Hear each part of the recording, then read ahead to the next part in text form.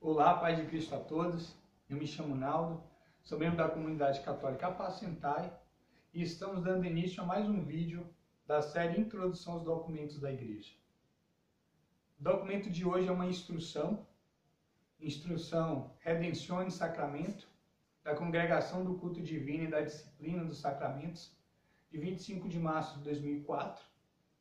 E esse documento, ele trata sobre as questões da liturgia, da celebração da Santa Missa e propriamente das funções, tanto do leigo quanto do sacerdote, ou seja, de todos aqueles que compõem a celebração do mistério salvífico. E esse documento ele é muito importante, de sobremaneira, neste ano, por estarmos vivendo no Brasil o ano do laicato, o ano do protagonismo leigo. E nesse sentido, esse documento ele é muito importante porque ele vai nos trazer correções e observações quanto à postura do leigo, orações próprias ou respostas, ou mesmo movimentos corporais do leigo dentro da celebração da Santa Missa. Portanto, esse documento nos responde questões sobre o que é o abuso litúrgico, nos responde questões sobre como celebrar adequadamente a Santa Eucaristia. E já em seu primeiro capítulo ele aponta quem que é responsável por salvaguardar e por fiscalizar nesse sentido aí a celebração correta da liturgia da Igreja, apontando a Santa Sé como essa, responsável como essa daí, protetora da liturgia. Já no segundo capítulo, e essa instrução, esse documento ele é relativamente pequeno, já que só tem apenas 8 capítulos, já no segundo capítulo vai tratar sobre o leigo dentro da celebração eucarística, sobre o real papel do leigo. E é interessante algumas observações quando menciona, por exemplo, a necessidade, principalmente após a reforma litúrgica no Concílio Vaticano II, sobre a necessidade de uma participação efetiva do leigo. Portanto, a Igreja não admite uma participação passiva dentro da celebração eucarística. O leigo, portanto, ele pode ser admitido nas leituras que precedem o Evangelho, como também o Salmo responsorial. O leigo também ele pode ter o papel de auxiliar no altar, e aí eu me refiro aos coroinhas, que podem ser meninos ou meninas, isso de acordo com as restrições do bispo de cada diocese. E me refiro também aos leigos que exercem ministérios extraordinários.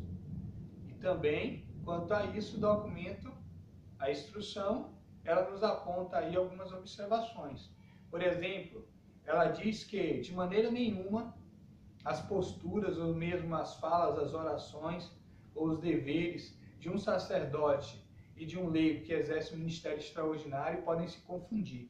Portanto, o leigo, de maneira nenhuma, ele pode usar as vestes litúrgicas próprias do sacerdote, ou mesmo pode fazer as vezes do sacerdote dentro de uma celebração eucarística, considerando que ele é auxiliar também do sacerdote.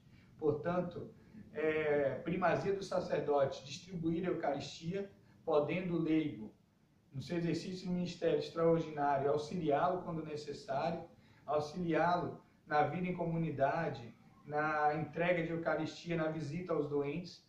Portanto, ele tem papéis pré-definidos e que são essenciais, mas contudo ele não pode de maneira nenhuma confundir-se com o papel, nesse sentido, do sacerdote, do ministro ordenado. E é interessante tratarmos disso, e aí eu me detenho principalmente nesse segundo capítulo, apesar de o documento ele tratar de diversas outras dimensões da liturgia, desde a fração do pão, desde a oferta dos dons, e aí a gente vai ter destrinchado de maneira sistemática toda a Santa Missa, e falando do que é correto, e falando do que pode ser abuso. Contudo, como eu disse, me detenho nesse segundo capítulo porque estamos no ano do laicato.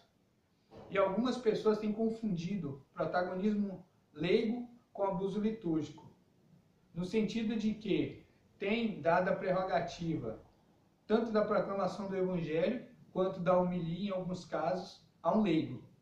E já o Missal Romano, na sua instrução geral do Missal Romano, na terceira edição na tradução do Brasil, lá no seu artigo 66, ele já aponta que de modo algum isso pode caber a um leigo. Eu me refiro à proclamação do Evangelho e à homilia. A homilia é parte fundamental daquele mistério eucarístico, é parte fundamental dessa liturgia. É a explanação do Evangelho, a explicação à Assembleia cabe-se sempre ao sacerdote, ao celebrante, ao concelebrante ou, em casos específicos, ao diácono, quando designado pelo padre celebrante. Então, nesse sentido, é inadmissível que o leigo ele possa aí usurpar dessa maneira a dignidade e o papel que cabe a um sacerdote. E outro documento também vai tratar disso de maneira específica, mas aqui a gente se detendo nessa instrução, redenção de sacramento, podemos citar aí no seu terceiro capítulo também o artigo 66, em que vai dizer dessa maneira, que de modo algum o leigo ele pode encarregar-se ou ficar encarregado da homilia ou da proclamação do Evangelho. E isso compreendendo que, já para que ele possa fazer as leituras que antecedem o Evangelho, ou mesmo o Salmo responsorial, o documento prescreve que tem que ser um leigo instruído, que tem que ser um leigo que tenha vida de comunidade, ou seja, um leigo que dê testemunho. E toda a participação do leigo deve ser uma participação sistemática, ensaiada dentro da liturgia.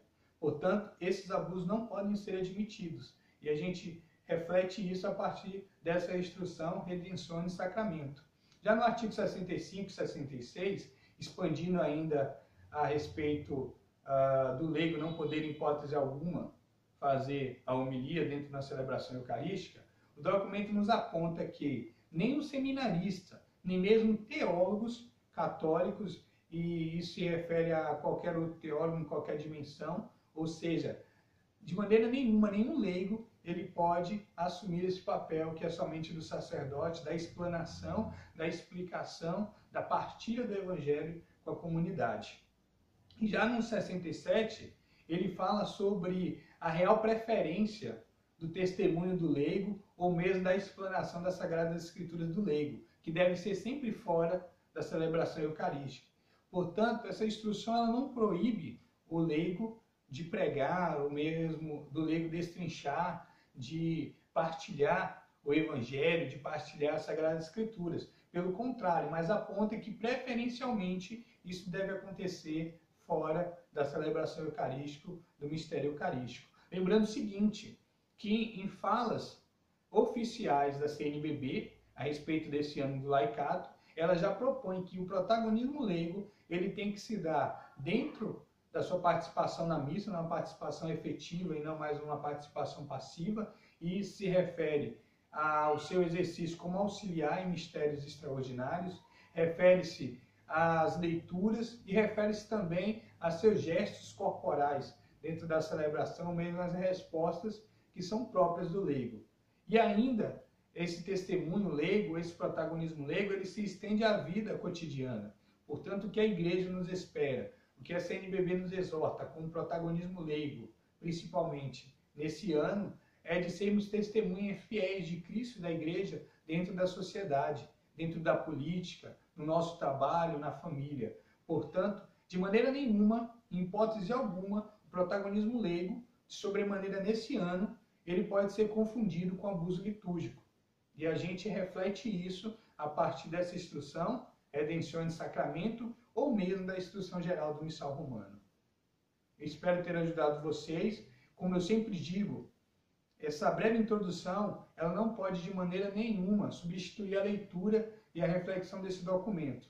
Portanto, de maneira mais emergente, por ser o ano do laicato, nós devemos estar a par do nosso protagonismo, das nossas reais funções, enquanto leigos dentro da Igreja. Espero ter ajudado. Um forte abraço a todos, a paz de Cristo e até a próxima.